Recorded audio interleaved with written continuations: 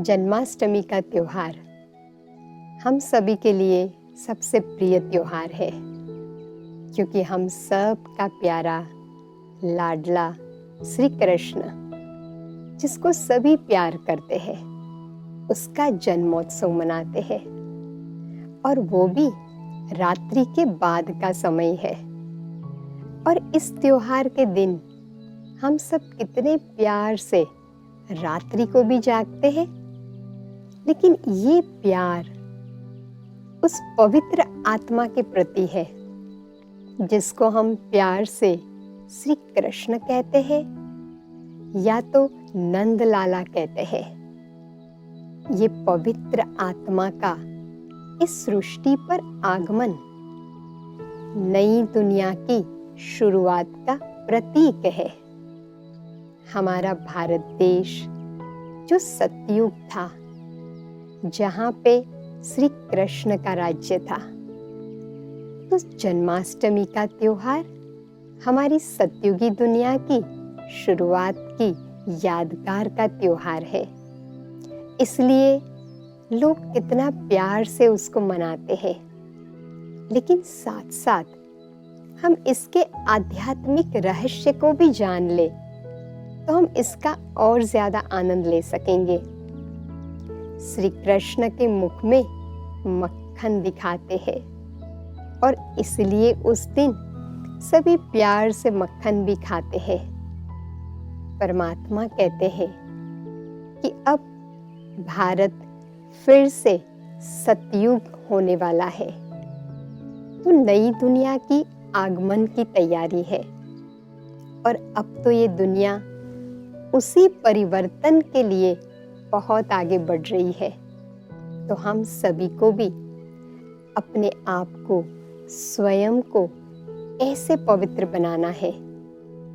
सिर्फ श्री कृष्ण के जन्म उत्सव को मनाना ही नहीं है, बल्कि उसकी प्यारी सी दुनिया में जाने के लिए हमें तैयार होना है। तो इस जन्माष्टमी में हम सब ये भी संकल्प करें कि इतनी शुद्ध पवित्र श्री कृष्ण की आत्मा, जिसने कितने श्रेष्ठ कर्म किए, अपनी आत्मा को इतना पावन बनाया कि वो नई दुनिया का पहला प्रिंस बना। हमें भी उस दुनिया में जाना है, तो हमें भी अपनी आत्मा को ऐसा शुद्ध और पवित्र बनाना है। और हाँ, उसके लिए ज्ञान मक्खन को खाना पड़ेगा। सच्चा ज्ञान, स्वयं की सही पहचान कि मैं आत्मा भी शुद्ध और पवित्र हूँ। आत्मा का ओरिजिनल नेचर ही शांति है, पवित्रता है। जब हम स्वयं को इस स्थिति में स्थित कर देते हैं कि मैं पवित्र आत्मा हूँ, शुद्ध आत्मा हूँ, शक्तिशाली आत्मा हूँ, तो हमारे भीतर भी वो पॉजिटिव एनर्जी आती जाएगी और अंधकार समाप्त हो जाएगा। कलयुग की इस धर्मग्लानि की अंधियारी रात को अभी समाप्त होने का समय आ गया है। इसलिए श्री कृष्ण के जन्म को भी रात्रि को ही दिखाया गया है ना। जैसे उसका जन्म होता है और अज्ञान के अंधकार की रात्रि की समाप्ति हो जाती है, तो जन्माष्टमी का त्योहार हमारे लिए ये शुभ संदेश लेकर आया है कि अब ये कलयुग की अंधियारी रात पूरी हुई की हुई और नया सतयुग बस आया कि आया। तो हम सभी मिलकर के भी ये संकल्प करें कि हम स्वयं को भी श्री कृष्ण की पवित्र आत्मा की तरह पवित्र बनाए, आत्मा की ज्योति जगाए, तो सतयुग की स्थापना भी जल्दी हो जाएगी और हम भी श्री कृष्ण की दुनिया में जाएंगे।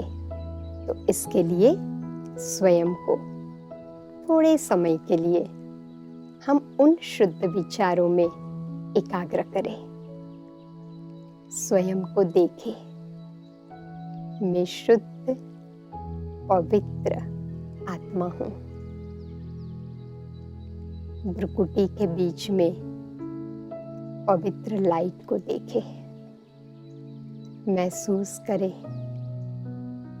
मैं चैतन्य शक्ति आत्मा,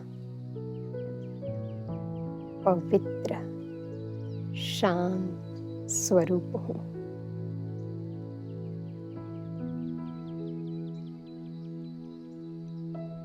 ओम शांति।